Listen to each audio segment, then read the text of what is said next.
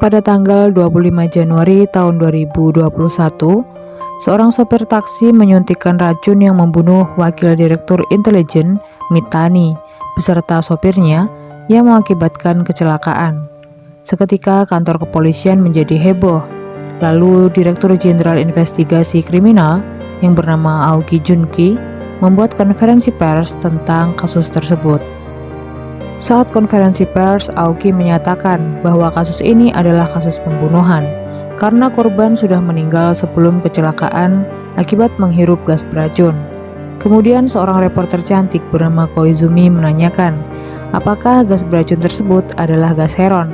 Karena gejala pada korban mirip pada kasus Nishi Shinjuku di tahun 2001, di mana kasus itu telah ditutup dan semua heron telah disita oleh kepolisian. Lalu Aoki pun mengakui kebenaran perkataan Koizumi. Sedangkan di sebuah kantor kepolisian, seorang detektif bernama Saigusa bersama timnya tengah memperhatikan dengan seksama berita itu. Berikutnya setelah konferensi pers, Aoki memberikan laporan kepada Kepala Sekretaris Kabinet, yaitu Itagaki, beserta seluruh pejabat lainnya, bahwa harus dilakukan penyelidikan kembali terhadap kasus Nishi Shinjuku untuk menemukan sumber heron, dan Dirjen Keamanan Umum yaitu Zamazaki diminta untuk bekerja sama dengan Aoki dalam menangani kasus ini. Saat malam hari, Saigusa masih menyelidiki keterkaitan kasus tersebut dengan tragedi yang terjadi pada tahun 2009, yaitu dua orang wakil menteri yang bernama Kato dan Yuki meninggal kecelakaan dengan kejadian serupa pada kasus 2021 di jangka waktu yang berdekatan. Saigusa menjelaskan hal itu pada timnya dan berpikir bahwa dua kasus tersebut bisa saling berhubungan. Lalu rekannya memberitahukan bahwa laporan evakuasi kejadian pada tahun 2009 tidak dapat ditemukan. Namun dia mendapat informasi bahwa detektif Oyama yang telah membuat laporan tersebut meskipun datanya sudah banyak yang disamarkan. Oyama adalah detektif senior yang hilang sejak 1 April 2010 ketika hendak datang pada acara wisuda Saigusa. Oyama ditembak dan menghilang. Saigusa menemukan sebuah HT milik Oyama, dan anehnya HT yang tanpa baterai itu Saigusa dapat berkomunikasi dengan Oyama dari masa lalu, yaitu di tahun 2009, dan bekerja sama untuk mengungkap kasus. Lalu hanya kepala inspektur lah, yaitu Sakurai, yang mengetahui perihal hal itu. Di tahun 2009, saat terjadinya kecelakaan pertama yang menimpa Wakil Menteri Kato, Oyama sedang berada di tempat kejadian. Oyama berusaha menyelamatkan korban yang berada di TKP. Ada seorang ibu dan anak yang tengah tergeletak tak berdaya. Sang ibu meninggal dan si anak dibawa oleh Oyama ke rumah sakit walaupun kondisinya kritis. Lalu Oyama menjelaskan kepada pimpinannya bahwa itu bukanlah kecelakaan, tapi pembunuhan. Namun pimpinan tak menggubris Oyama, karena kasus itu diambil alih oleh kepolisian pusat dan langsung diputuskan hanya kecelakaan. Kembali pada tahun 2021, Saigusa tengah berpikir di apartemennya. Tiba-tiba HT berbunyi dan Saigusa menerima panggilan dari Oyama. Oyama bertanya, siapa yang akan menjadi korban berikutnya?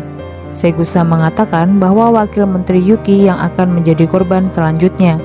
Akhirnya Oyama berusaha keras dan berhasil menggagalkan kejadian kecelakaan kedua. Oyama juga menangkap si pelaku. Namun saat interogasi, si pelaku langsung dibawa oleh petugas keamanan umum. Akhirnya takdir pun berubah. Saigusa menyaksikan Wakil Menteri Yuki masih hidup. Berikutnya, saat Saigusa sedang mencari informasi tentang peristiwa Nishi Shinjuku, dia menemukan berita pemberian penghargaan pemerintah pada Yamazaki dan Mitani yang berperan dalam penyelesaian kasus tersebut. Lalu tiba-tiba hatinya berbunyi. Oyama memberitahukan fakta baru, bahwa Biro Keamanan Umum yang diketuai Yamazaki telah membebaskan pelaku yang ditangkap Oyama, dan selang beberapa hari pelaku tersebut ditemukan telah terbunuh. Saigusa menjadi yakin ada rahasia di balik kasus Nishi Shinjuku. Keesokan harinya, Saigusa dengan berani menemui Yamazaki tanpa membuat janji. dan langsung menanyakan di mana pelaku kejahatan yang ditangkap oleh Oyama pada tahun 2009. Namun Yamazaki mengelak dan menantang untuk mendatangkan Oyama. Sadar tak dapat memenuhi permintaan Yamazaki, akhirnya Saegusa pun terdiam dan beranjak pergi. Karena tindakan lancang Saegusa, langsung Biro Keamanan Umum menegur pimpinan Saegusa dan memperingatkan untuk mengawasinya. Kepala Inspektur Sakurai akhirnya mengingatkan Saegusa untuk bertindak lebih hati-hati, dan dia juga berpikir, andai perkataan Oyama benar, tentunya pelaku kejadian 2009 dan tahun ini adalah orang yang berbeda. Pada malam harinya, Saegusa membaca buku catatan terpidana mati Amamiya Ryuichi, teroris Nishi Shinjuku yang ditulis oleh Koizumi. Lalu keesokan paginya, Saegusa bersama Sakurai langsung menemui Koizumi untuk menanyakan perihal kasus Nishi Shinjuku. Koizumi berkata bahwa sebelum Amamiya dieksekusi, dia mengatakan ada pengikutnya yang belum tertangkap dan akan menggunakan Heron untuk melakukan serangan teroris lagi di tahun 2009. Artinya serangan 2009 harusnya adalah serangan Nishi Shinjuku yang terakhir. Namun, Heron yang dibuat oleh Amamiya masih banyak yang tersisa dan Heron tersebut disita oleh pemerintah. Setelah mendengar perkataan Koizumi, Saegusa dan Sakurai langsung menyelidiki keberadaan Heron tersebut. Ternyata gas Heron tersebut berada dalam kewenangan ilmu Lembaga Riset Nasional Ilmu Kepolisian. Karena dijaga ketat, maka tidak mungkin orang luar mencurinya dengan mudah. Lalu Saegusa berpikir yang bisa melakukan hal itu adalah orang dalam pemerintahan. Berikutnya, Yamazaki sedang bertemu dengan Aoki. Dia menduga bahwa Aoki lah yang meminta Saegusa untuk menggali informasi dan bertanya kepadanya. Karena dugaan itu, akhirnya Aoki meminta Saegusa untuk menghadap padanya. Saegusa meminta maaf karena melakukan penyelidikan tanpa melapor terlebih dahulu. Aoki tak mempermasalahkan hal itu, namun lebih tertarik pada pendapat Saegusa dari hasil penyelidikannya. Saat Saegusa ragu berbicara, Aoki mengingatkan akan sumpah polisinya agar tidak ragu jika benar. Akhirnya Saegusa mengatakan dengan yakin bahwa pelakunya mungkin adalah seorang polisi. Kemudian Aoki hanya menjawab, "Aku mengerti," sembari melihat jam tangannya dan berkata sebentar lagi dia hendak menghadiri sebuah pertemuan. Lalu Saegusa pun berpamitan. Saat Saegusa bersama timnya melakukan penyelidikan, tiba-tiba dia menerima pesan dari Yamazaki yang mengajak untuk bertemu. Sungguh tak disangka, saat tiba di lokasi, Saegusa mendapati Yamazaki sudah tak bernyawa. Kemudian beberapa polisi datang dan menyangka Saegusa sebagai pembunuh Yamazaki.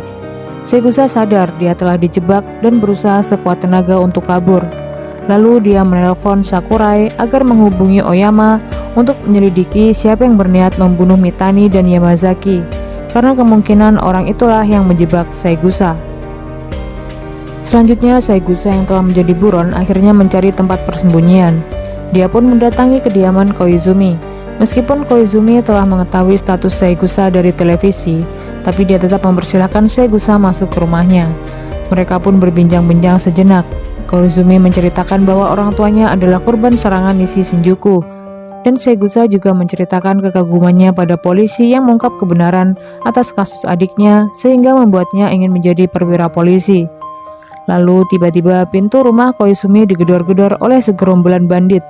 Sialnya mereka berhasil masuk dan langsung menembaki tanpa arah. Saegusa berusaha kabur lewat jendela. Naasnya Koizumi pun tertembak karena berusaha melindungi Saegusa. Kemudian Saegusa terus berlari, namun sialnya gerombolan itu terus mengejar Saegusa sampai parkiran dan memperlihatkan kamera Koizumi yang penuh bercak darah. Gerombolan itu berusaha memburu menggunakan sepeda motornya dan terus menembaki Saegusa. Beruntungnya Saegusa berhasil mengelak dan melarikan diri. Kemudian saat gerombolan itu berada di jembatan yang siap untuk menabrak Saegusa, dengan cerdiknya Saegusa membuat mereka terjatuh. Dan Saegusa berhasil terselamatkan karena Sakurai datang menolongnya. Saegusa merasa sangat bersalah karena menjadi penyebab kematian Koizumi. Lalu Sakurai memperlihatkan gambar staf peneliti polisi yang baru meninggal bunuh diri, yaitu Yoshikawa, yang sebelumnya tengah tertangkap kamera CCTV menyerahkan Heron pada seseorang. Kemudian HT berbunyi. Oyama memberitahukan bahwa Mitani, Yamazaki, dan Itagaki menjadi dekat setelah kasus Nishi Shinjuku, serta menyembunyikan kecelakaan tahun 2009. Oyama juga berkata bahwa 2 orang wanita yang telah dia selamatkan adalah istri dan anak dari Aoki. Lalu Saigusa menyadari setelah melihat jam tangan pelaku di foto ternyata sama dengan milik Aoki, dan kaitan cerita dari Oyama semua menjadi masuk akal bahwa Aoki adalah pelaku kasus Mitani dan Yamazaki. Kemudian Sakurai menerima telepon bahwa kepolisian tengah heboh karena Aoki mendadak menghilang. Saigusa berpikir pasti target berikutnya adalah Itagaki, dan esok hari Itagaki hendak mengadakan jamuan presiden. Di pagi harinya Sakurai berusaha mengingatkan Itagaki bahwa dia sedang dalam bahaya. Namun Itagaki tidak menggubris dan tetap menghadiri acara tersebut. Sambil menyamar, Saigusa bersama-sama timnya melakukan pengamanan di acara itu. Dan benar saja, ruang pengendali gedung pertemuan telah disabotase. Semua pintu tiba-tiba terkunci.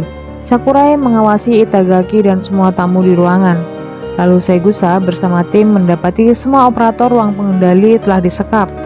Lalu Saigusa dapat membaca rencana Aoki, yaitu hendak menyemprotkan heron dari tangki cadangan melalui alat penyiram di ruangan. Dan semua orang di ruangan itu akan menjadi targetnya. Tak membuang waktu lama, Saigusa langsung pergi ke lantai 20 di mana tempat tangki cadangan itu berada. Karena lift masih dibajak, dia berlari melewati tangga walaupun dengan nafas ngos-ngosan. Akhirnya tibalah dia di lantai 20 dan perkelahian sengit pun terjadi. Saigusa berjuang sekuat tenaga walau sudah terluka parah dengan berdarah-darah dan menahan rasa sakit karena luka tusukan. Namun karena tak menyerah, akhirnya dia berhasil mengalahkan 3 orang penjahat itu. Meskipun tabung heron sudah masuk ke tangki cadangan, dan tangki tersebut ternyata dikontrol oleh Aoki dari jarak jauh. Sementara itu di ruang pertemuan, Aoki mengancam hendak membunuh Itagaki beserta seluruh tamu di dalam ruangan dengan gas heron. Dia juga mengungkapkan kejahatan Itagaki. Lalu Sakurai mengambil gambar Itagaki dan mengirimnya pada Saigusa. Saigusa bertanya pada tim pengendali, apa ada ruang pernikahan atau gereja di gedung ini? Mereka pun menjawab, ada di lantai 25. Saigusa pun bergegas menuju ke sana. Sesampainya di sana, Saigusa langsung menodongkan pistolnya. Aoki mengakui telah membunuh Mitani dan Yamazaki, lalu meminta maaf pada Saigusa karena telah berusaha membunuh dan menjebaknya. Saigusa hanya terdiam. Kemudian Aoki menceritakan bagaimana 3 pejabat tersebut telah membohonginya, menutup kasus teroris yang menewaskan anak dan istrinya. Lalu Saigusa berusaha menyadarkan Aoki agar tidak memencet tombol itu, dengan mengatakan selama kau tak menyerah, masa depan akan berubah. Saigusa juga mengatakan bahwa Sersan Oyama lah yang telah menyelamatkan putrinya. Namun, Aoki tetap memencet tombol itu. Untungnya, Saigusa dengan cerdasnya sudah mengantisipasi hal itu. Sebelum masuk ruangan, dia telah menghubungi tim pengendali untuk merubah rute aliran gas heron ke ruangan yang berbeda. Akhirnya, semua orang berhasil diselamatkan dan Aoki pun ditangkap.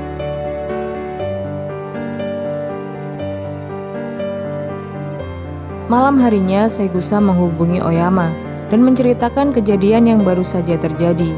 Lalu Saigusa memberitahu Oyama hal yang terpenting, bahwa Oyama akan terbunuh oleh Yamazaki pada 1 April 2010 di hari Saigusa menjadi seorang polisi.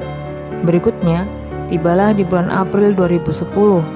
Oyama telah berhasil mengumpulkan bukti kejahatan dari 3 pejabat tersebut dan hendak melaporkannya. Saat itu penembak utusan Yamazaki berhasil digagalkan oleh Sakurai. Lalu takdir pun menjadi berubah. Yamazaki ditangkap, Itagaki mengundurkan diri karena korupsi, dan Aoki tetap bekerja sebagai dirjen kriminal. Kemudian saat tiba di kantor, mata Saigusa berkaca-kaca menyaksikan Koizumi di acara televisi, dan dia merasa sangat bahagia. Lalu Sakurai mengajak Saigusa karena ini saatnya bertemu Oyama. Ketika hendak bertemu di seberang jalan, Saigusa memanggil Oyama. Tapi saat Oyama berbalik ke belakang, truk pun melintas, dan Oyama menghilang. Seketika wajah bahagia mereka berubah. Dalam hatinya, Saigusa bertanya, siapa lagi yang hendak membunuh Oyama?